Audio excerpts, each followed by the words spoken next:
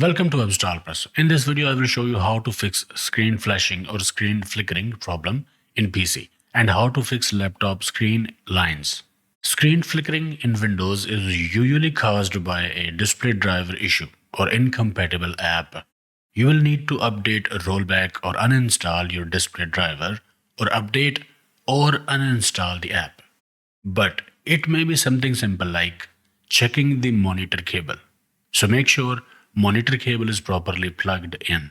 You can also use different port in CPU to connect to your monitor. Sometimes it solves the issue as well.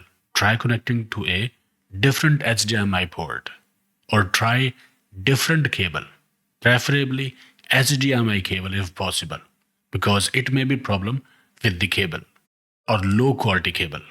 But before you go to change your cable, try these methods. First, reset your graphics driver. To do that, press Window logo key, Ctrl Shift and B. It will reset your graphics driver. See if this fixes the issue. Next, search Device Manager in your PC.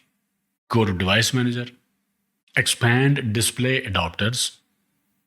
Right-click on installed display adapter, click Properties, click Driver tab, click Update Driver or Rollback Driver if this option is available for you.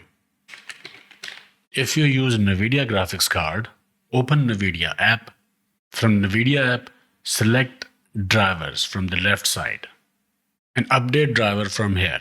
For me, latest version is installed, so I don't need to update the driver.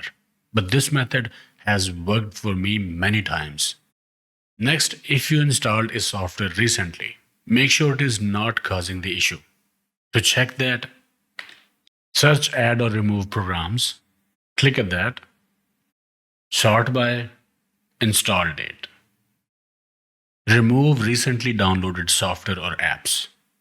Then see if the issue is fixed.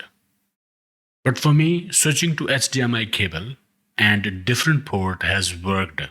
And after that, updating driver has worked for me many times.